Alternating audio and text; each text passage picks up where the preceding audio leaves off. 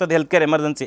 ನಾವು ಜಾತಿ ಧರ್ಮ ಇದೇನು ಪಾಕಿಸ್ತಾನ ಈ ಥರ ಹಿಂದೂಸ್ತಾನ ಈ ಥರ ದ್ವೇಷ ಬೆಳೆಸ್ಕೊಂಡು ನಾವು ಗಲಾಟೆ ಮಾಡ್ಕೊಂಡು ಕಿತ್ತಾಡ್ಕೊಂಡು ನಾವು ರಾಜಕಾರಣಿಗಳಿಗೆ ಬಲಿಪಶುಯಾಗಿ ಹೋಗ್ತಾ ಇದ್ದೀವಿ. ಈಗ BJP ಕಾಂಗ್ರೆಸ್ಸು JDS ಯಾವ ಪಕ್ಷ ಬಂದರೂ ಅಷ್ಟೇ ಮೇಡಮ್. ಈಗ ನೋಡಿ ನಮಗಿರೋದೇ ನಮ್ಗೆ ಬೆಂಗಳೂರಲ್ಲಿ ಇರುವಂಥದ್ದೇ ಒಂದು ಜಯದೇವ, ಕಿದ್ವಾಯಿ, ನಿಮಾನ್ಸು ಈ ಥರದ್ದು ಪರ್ಟಿಕ್ಯುಲರ್ ಆಗಿ ಇಡೀ ಬೆಂಗಳೂರಿಗೆ 1,40,00,000 ಪಾಪ್ಯುಲೇಷನ್ಸ್ಗೆ ಒಂದೊಂದು ಆಸ್ಪತ್ರೆಗಳು ಸಾಕಾಗಲ್ಲ. ಬಟ್ ಈಗ ಹಾರ್ಟ್ದು ಏನಾದರೂ ತೊಂದರೆ ಆದರೆ ಜಯದೇವಕ್ಕೆ ಹೋಗಬೇಕು. ಎಲ್ಲಿಂದ ಇಲ್ಲಿ ಹೆಬ್ಬಾಳಿಂದ ಜಯದೇವಕ್ಕೆ ಹೋಗ್ಬೇಕಂದ್ರೆ ಗೋಲ್ಡನ್ ಅವರ್ ಅಲ್ಲ, ಅದು ಸತ್ತು ಬಾಡಿನೇ ಆಗಿಬಿಟ್ಟಿರುತ್ತೆ, ಆ ಸ್ಥಿತಿಗಾಗಿರುತ್ತೆ, ಅಂಥ ಸ್ಥಿತಿ ಇರುತ್ತೆ. ಹಾಗಾಗಿ 4 ಜಾಗದಲ್ಲಿ 4 ಆಸ್ಪತ್ರೆಗಳು ಮಾಡಬೇಕಾಗಿರೋಂಥದ್ದು. ಇದು ಯಾವುದೂ ಮಾಡ್ತಾಯಿಲ್ಲ. ಯಾಕೆ ಆರೋಗ್ಯ ಹಕ್ಕು ಅಂತ ಕಾನೂನು ಬಂದಾಗ ಸರ್ಕಾರ ನಮ್ಮ GDPಯಲ್ಲಿ 1.2% of our GDP spending on health care.